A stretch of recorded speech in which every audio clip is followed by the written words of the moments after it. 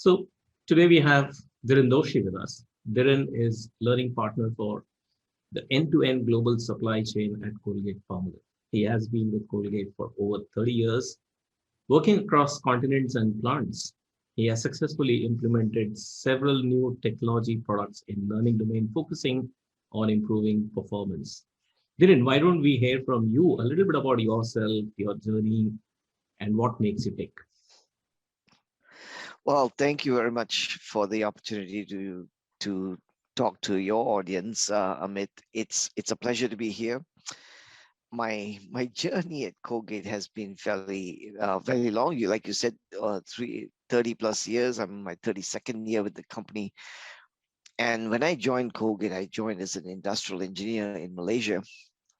And part of my role as an industrial engineer, I also took on the role of being the HR liaison person for the manufacturing team with the HR team in Malaysia.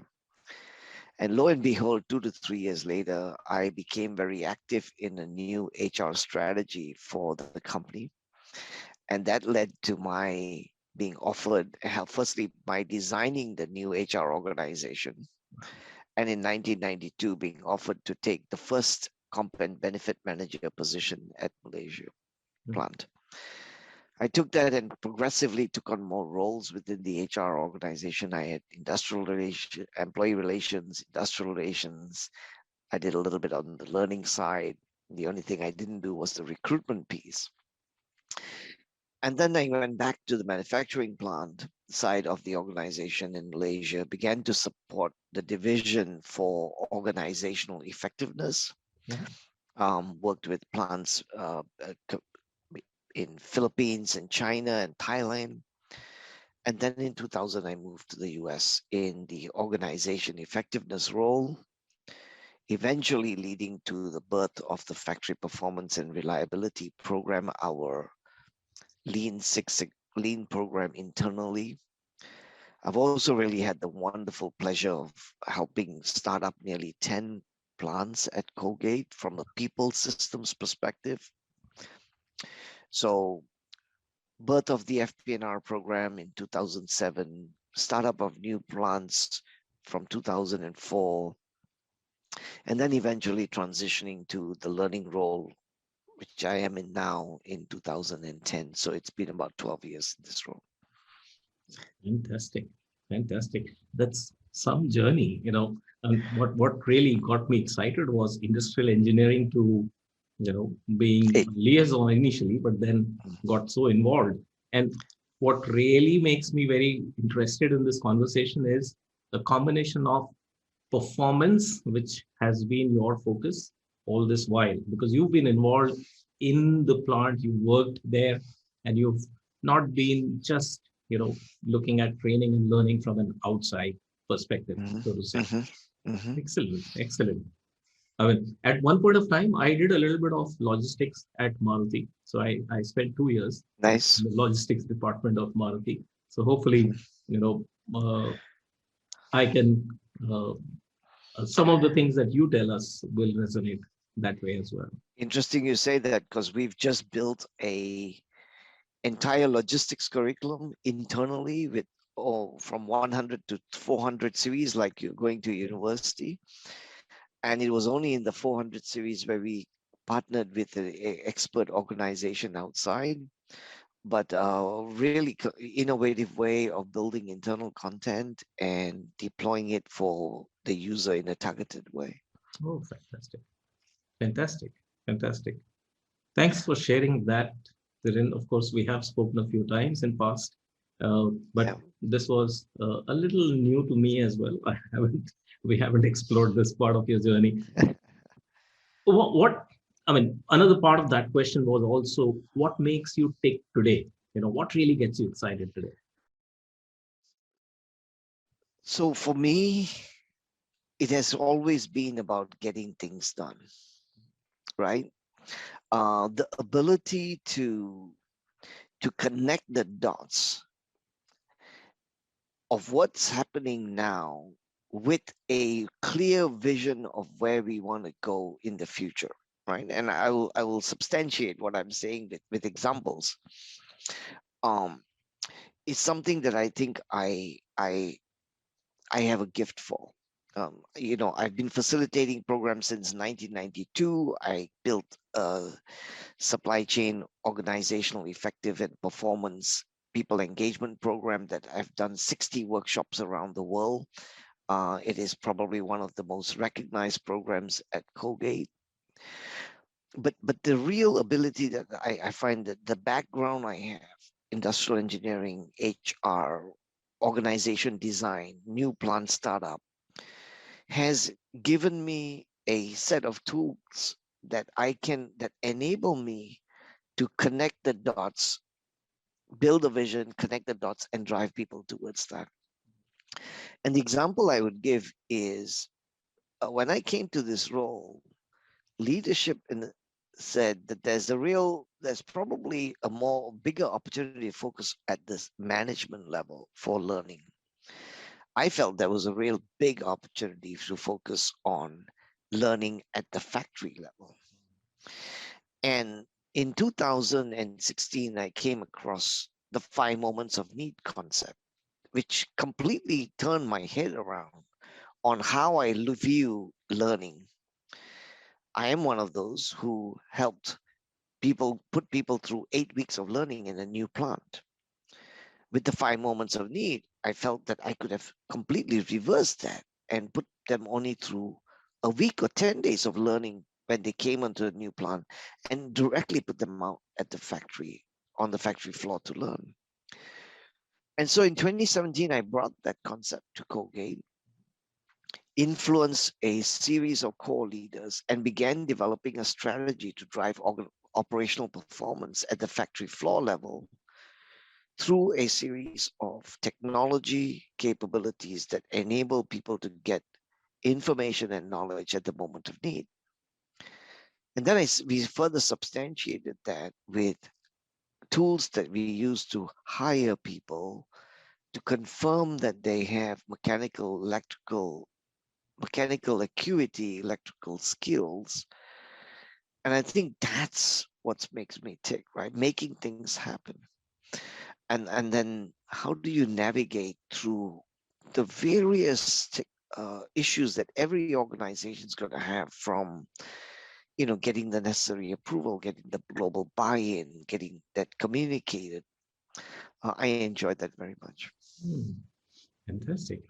I'm personally quite impressed by that model, the 5 moments of need by Bob Mosher and Con- Yep, Conrad Con- Gottfredson. Scott Fitson. Yeah, and yeah, I mean, I think it just makes it easier to identify where we need to do what, right? Mhm. And yeah, we'll talk a little more about that. Sure. But thank you for sharing. I think I capture the ability to connect today with future, essentially connecting the dots and creating systems that would lead to the stuff getting done. That's where. Eh, Yeah, I agree, and I would add to that if I had, because I'd not mentioned it. I'm a true believer of leveraging capability in the most effective way. I think that organizations need to experiment and innovate, etc. But at some point in time, I feel strongly that you need to put a marker down of what you want to work with, Mm, and then you need to figure out a way to capitalize on that technology in a way that truly drives leverage and scale and simplification globally. um, Today, for example, augmented and virtual reality is the talking point for many learning folks. I don't think people go through and discuss and think through all the capability, all the amount of work that you're going to need to get done to get there. And so we get excited by the new technology without really putting in a lot of thought about what's it going to take to make this effective. And I'm more about the right technology at the right time for the right solution at the right cost, right? yeah, At the optimal cost, and I think that's critical for me. yep, yep. No, very well said. I think there is this shiny object syndrome. I'm sure it's there everywhere, but maybe a little more in our domain. And every Mhm. conference you go to and you listen to a few new concepts and you think this is the thing that we need to adopt. I know AR VR possibly is one of those that is currently shining very Mhm. brightly. Mhm. But you said, you said it very well in terms of, the right time, right cost as well. Just, Mhm. because sometimes we may just not be able to visualize what is the cost going to be, what's the ecosystem we need to create for this. Mhm. Even if we get it Mhm. right, are our Mhm. people ready to take it up, etc. Exactly. Excellent. Good point. Good point. All right. Okay. So let's jump into this. And of course, my focus is also on thinking about learning engagement, which probably is one of the areas that most L&D people strive for, getting learning engagement in their programs, whatever they create. So how do you view this particular thing called learning engagement? I mean, what are your thoughts around it? Well, it's a really broad subject, firstly, Amit. So we could maybe parcel it down into some smaller elements.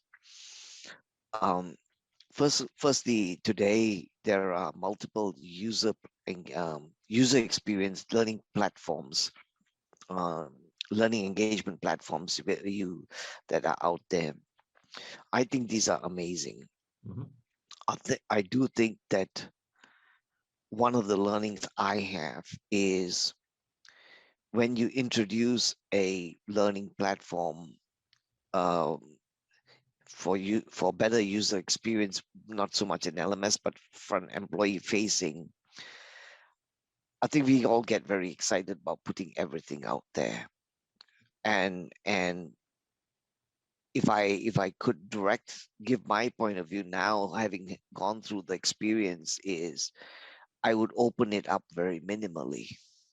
I would open it up with very little content in there, pure with clear targeted uh, audiences for the specific content.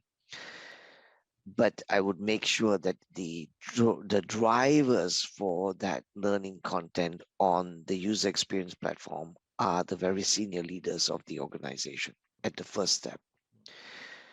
The second thing that research has shown us, and we've got someone who's done a lot of work in this area, studied at Columbia, is that people managers are the linchpin to driving engagement and learning. I mean, we just this is interesting time to have this conversation because on Thursday last week, we had through a series of couple of months of work, we have been building up to a final presentation to the to the leadership in the supply chain. We are going to launch a monthly learning day for the entire global supply chain population Wow, over the next few months. fantastic. It'll consist of two main components. The first component is a 45-minute webinar where all Colgate people can participate, all Colgate supply chain people primarily, and then followed by a 45-minute people manager led session locally. Mm. We're very excited because it's taken us, we're the first function in the company that is going to do this on a monthly basis going forward.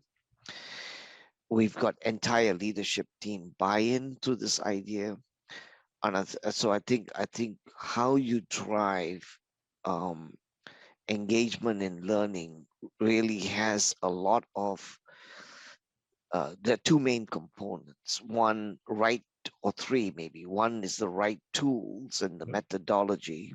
Mhm. Two is the right content. And but most very important is senior leader and people manager engagement.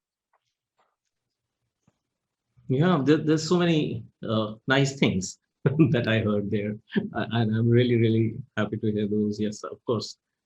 Uh, I think the senior leadership is probably a huge thing.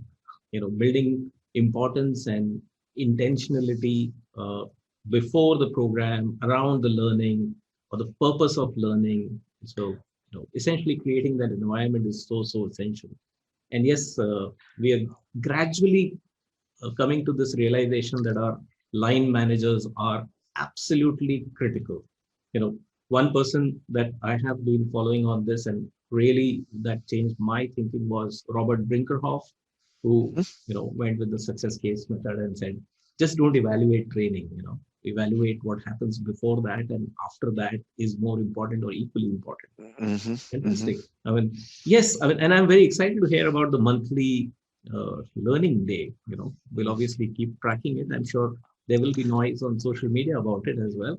Uh, Well, we'll see how much we post externally, but I think for me, Rory, I'm more a let's get it done right internally first before we talk about it externally. But I think our leadership support is so critical, and what they have given us the confidence that they would support it. It makes me feel that we're on the right track. mm, Fantastic.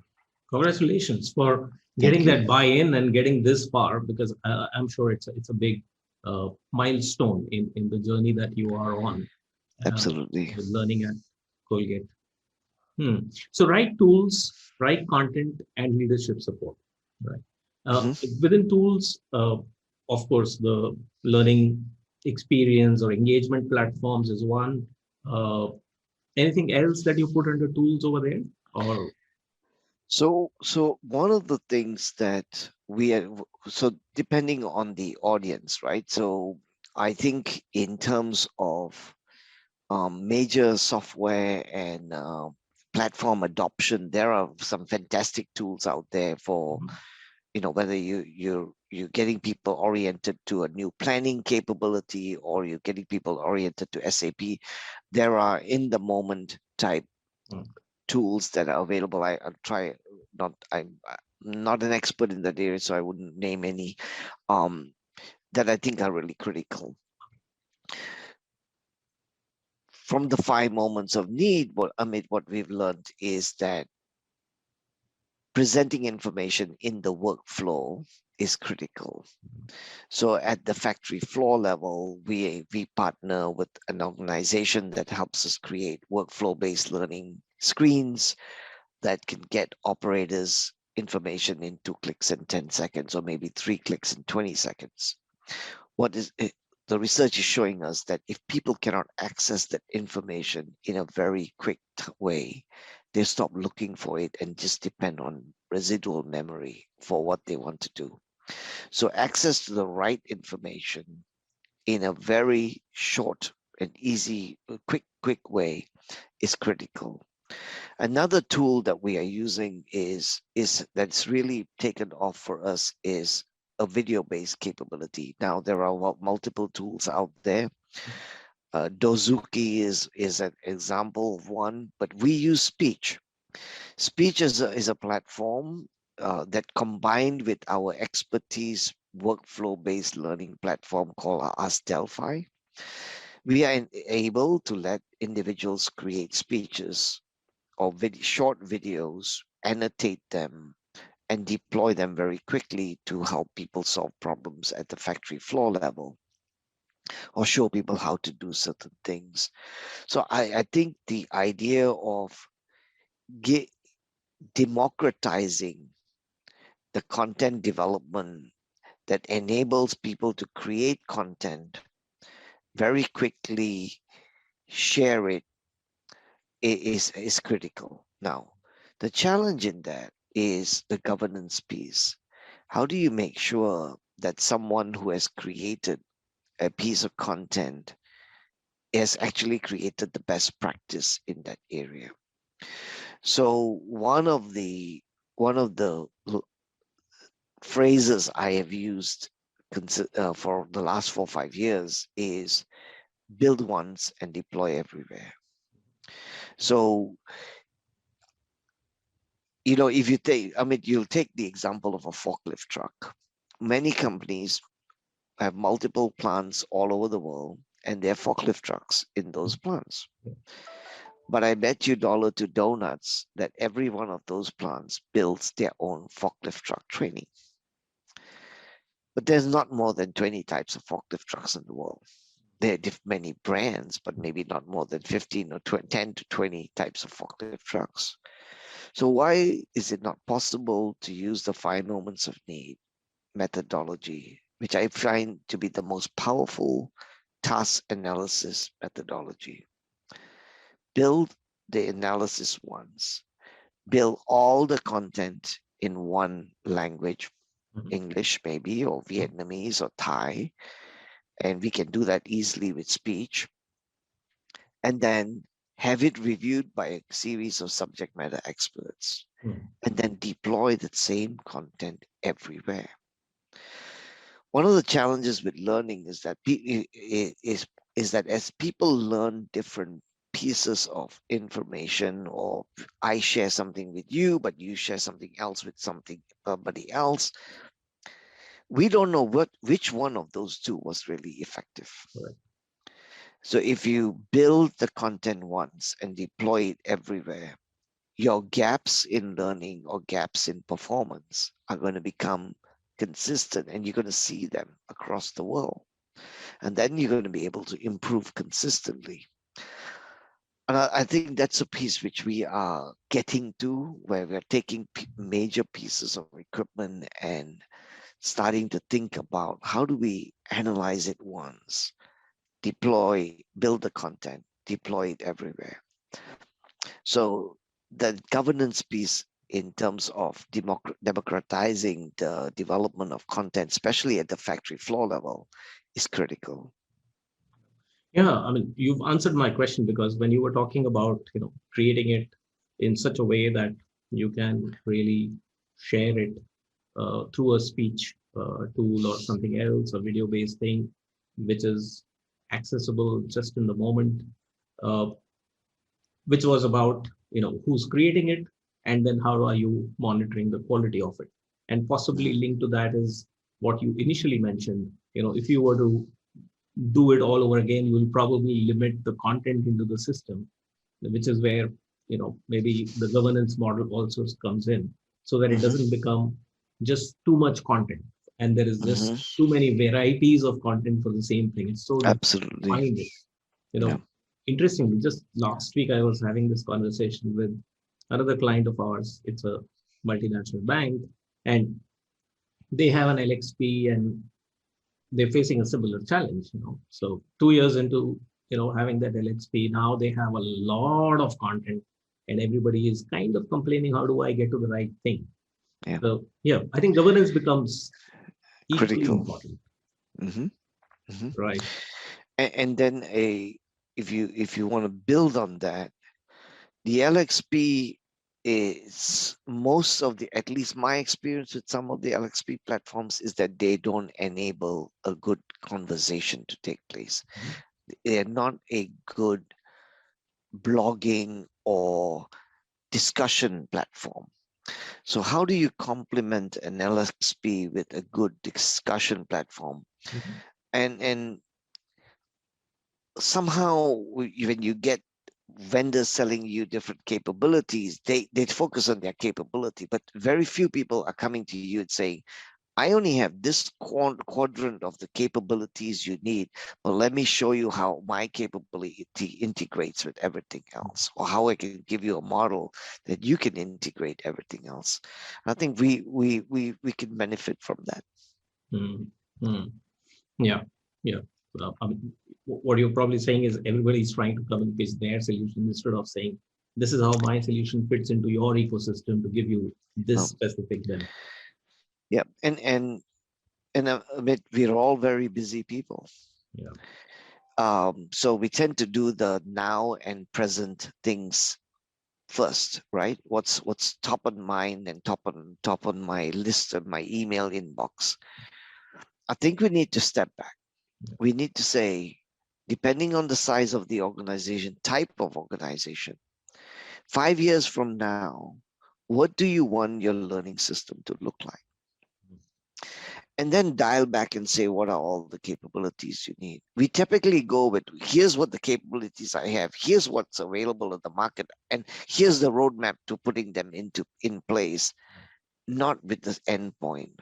Now, about 3 years ago, with my manufacturing partners, we actually had a massive 12-foot long uh, whiteboard created, with a storyline of the capabilities we need in the manufacturing factory floor of the future, and all the way back to where we are today, and how and when we want to bring that in. Now, things will change over time, but you need a starting point. You need a starting place with that vision, and you need to bring together people who can help connect the dots of how you're going to get to that vision.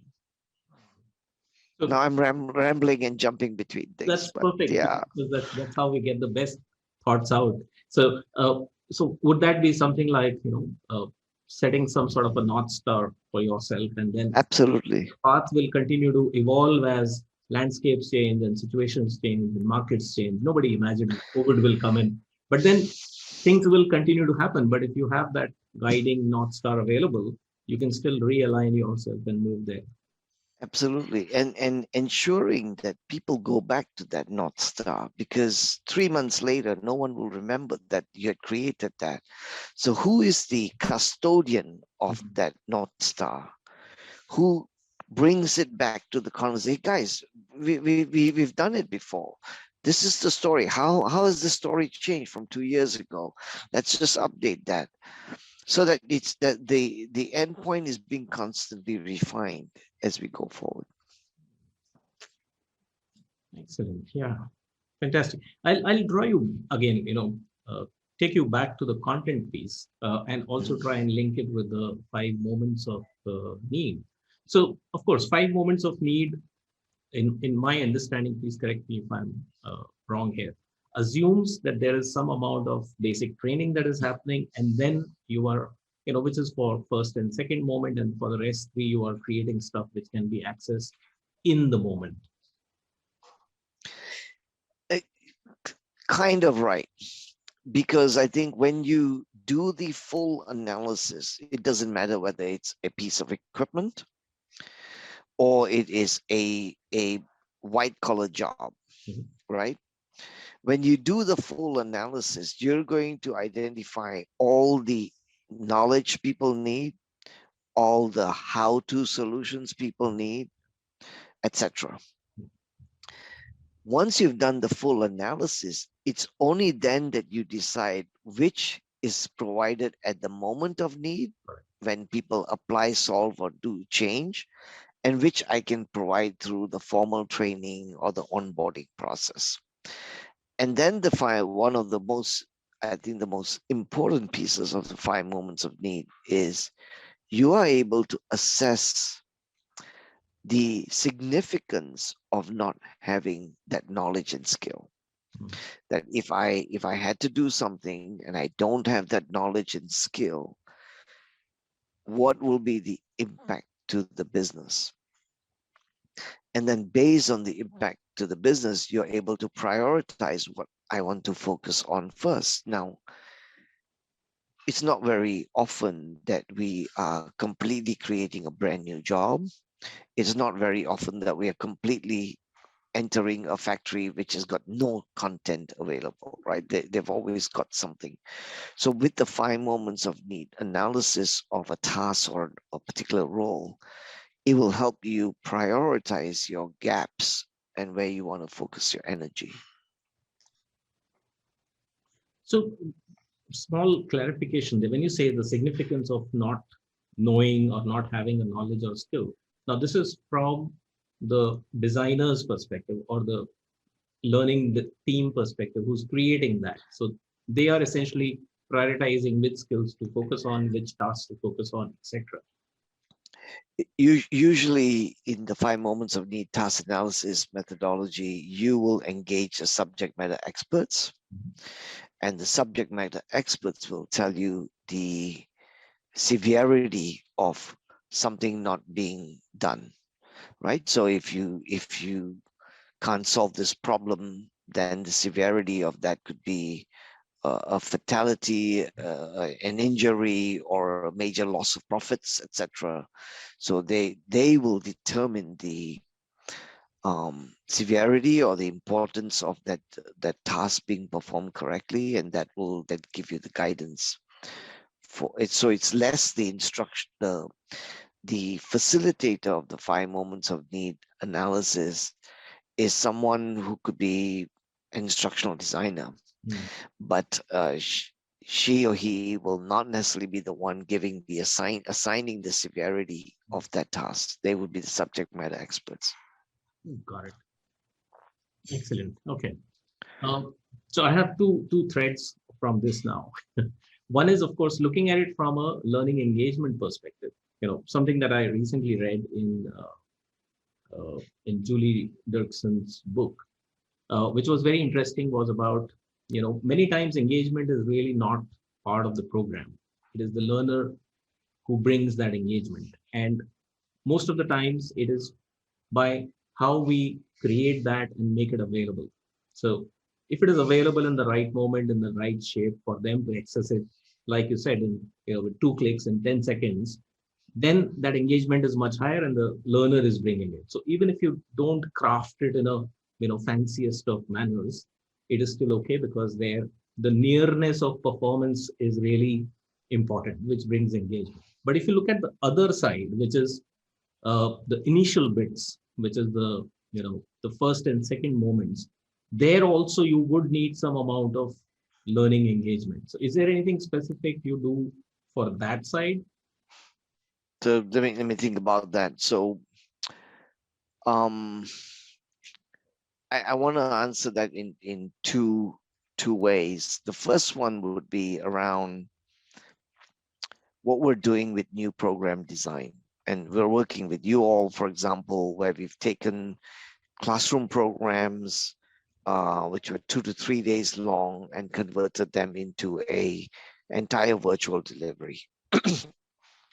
What's really powerful with the way we're now developing our programs is that we have stripped away from the virtual sessions all the information that can be either self-consumed and self-learned, or resource materials that can be available in our learning experience platform through the pathways. And what we have found is that when we deploy these programs, we typically launch them with a kickoff meeting.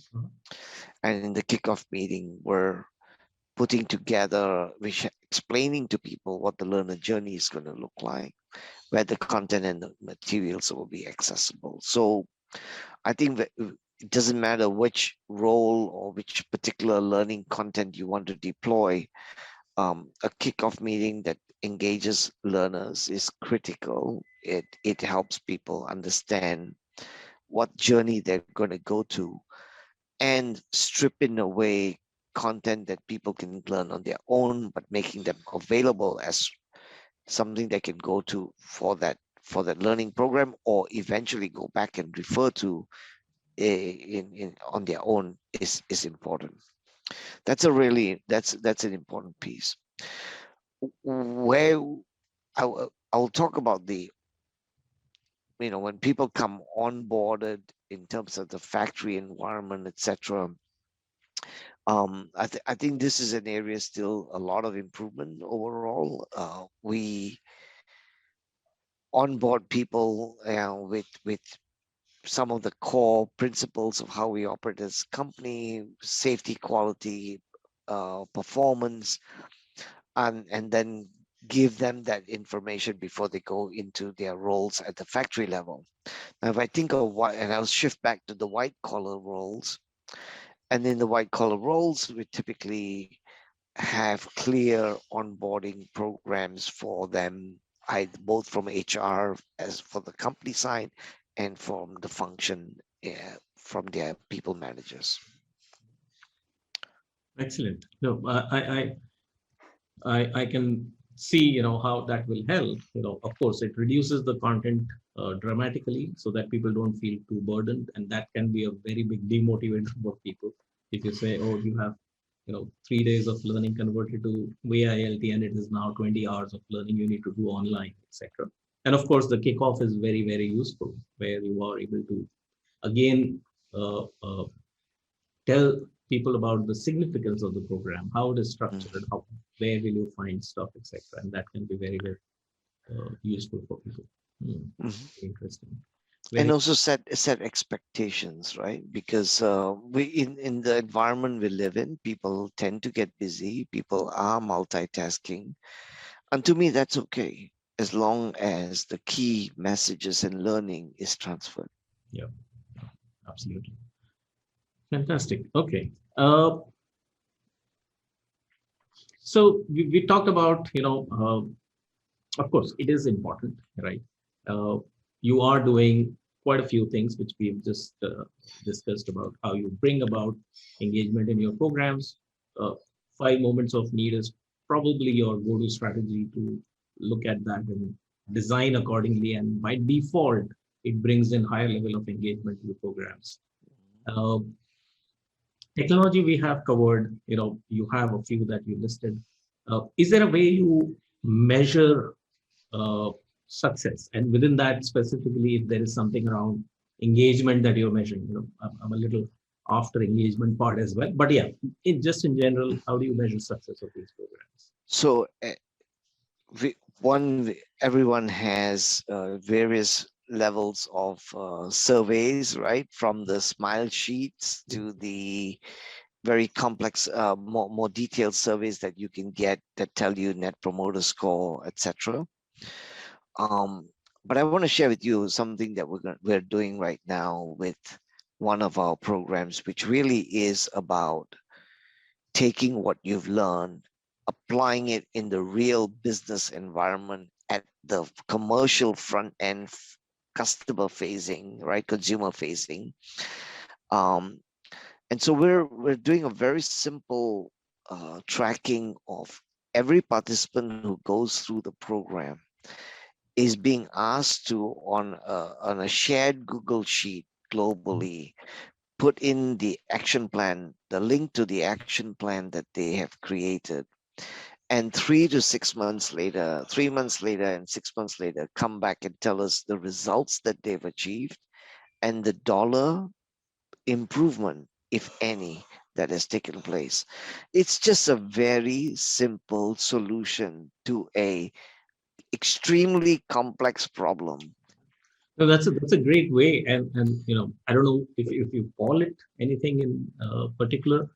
Uh, It's just an ROI tracker for us right now. okay. I try to keep things simple. Yeah, I mean, from a a discussion with learner perspective, when we communicate this, like in your kickoff meetings, etc., and one maybe not a term, but something around this as a phrase, as an intent to implement, some or as you're calling action plan, that builds a lot of commitment because you've been forced to think about it. You've been forced to go back to the program in your head at least and say, these are the three things I can do.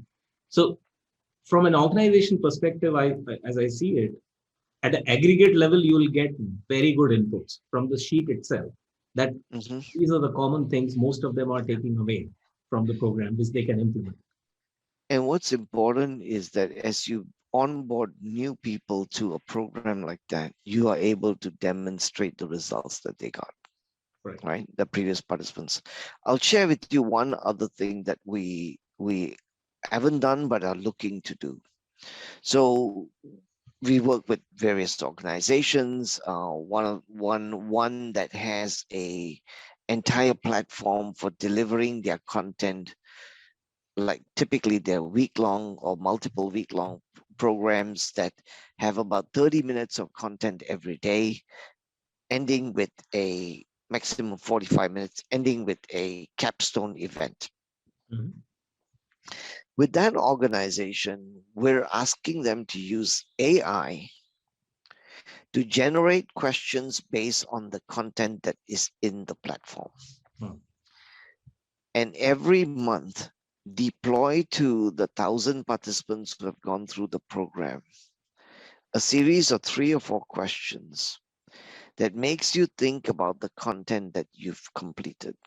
Hmm.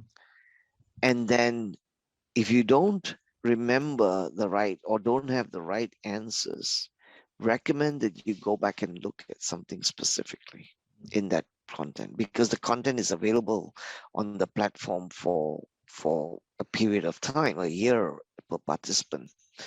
And I think that's a very different way of driving engagement to content and reinforcing what people have learned than we have done in the past. This is wonderful to hear. I think, and this has been something that I have been thinking a lot about more recently. Started talking about it, started discussing with our clients, which is about retrieval practice. In some form, whether it is in your mind, whether you are actually participating in a scenario, whether you're solving an actual problem in a simulated environment, or a manager is watching and you're doing it hands-on, etc. Whichever way, but some way retrieval practice has to be done. And this sounds just perfect. But you haven't implemented it, right? You're saying you're Well, we're getting there. We're getting very close. We're very close to that. Good luck with that. This is going to be Thank you. a good one. And I think, if I were to think about it, I think this is one area that has been not so much focused on within the L&D circles, which is after the training is over, how do we give them practice? Any sort of, whether it is, as I said, remembering, recalling, able to solve problems, answer some questions, but something. There are technologies out there, right? So I think some of them widely known, QStream, Exonify, others all have the technology. But the piece that is missing in many of them is the automatic creation of the questions. The amount of effort required to maintain those capabilities is fairly significant. And I mentioned a couple of names, but I'm not disparaging anybody. I think they're all great technologies. You have to find one that fits you.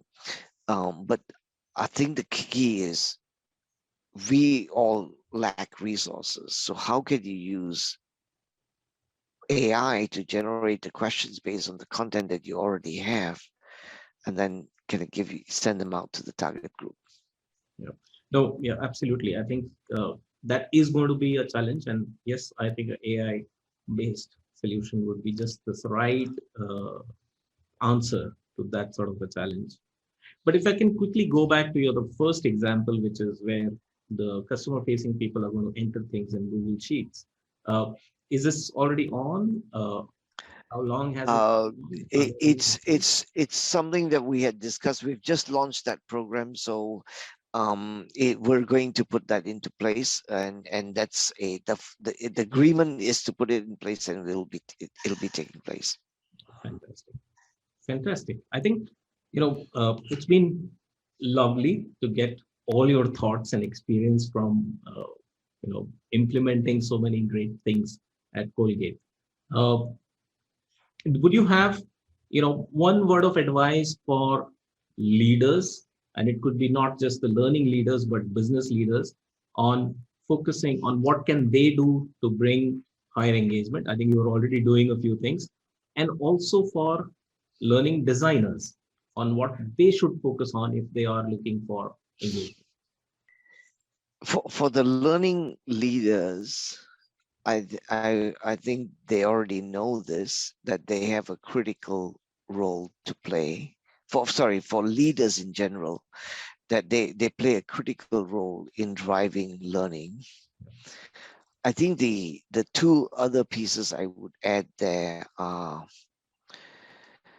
understand that learning content development deployment is a very complex undertaking.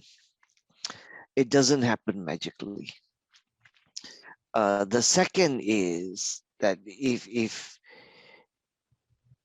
that you really do need to think of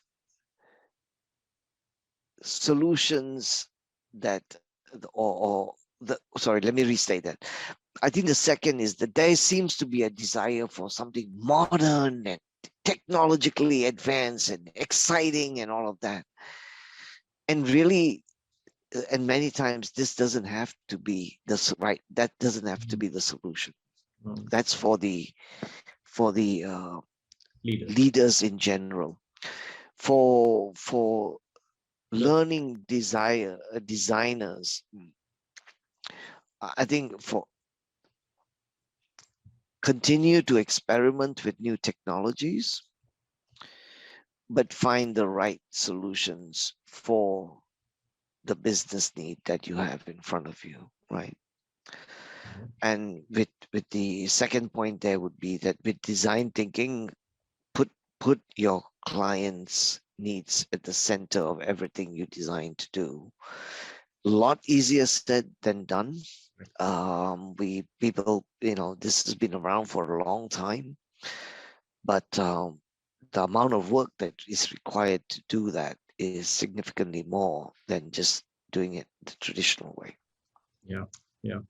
Oh, absolutely. And I think there is a link between the two. If I can draw that link, if Yep. you allow me, uh, you can continue to experiment with new shiny stuff, whatever your management tells you, but Mhm. still keep the end user in focus. Use design Absolutely. and get the solutions for them. Absolutely. Absolutely. Fantastic. That's really golden advice. Thank you so much. We will probably share something like that. It will help a lot of business leaders as well as learning designers.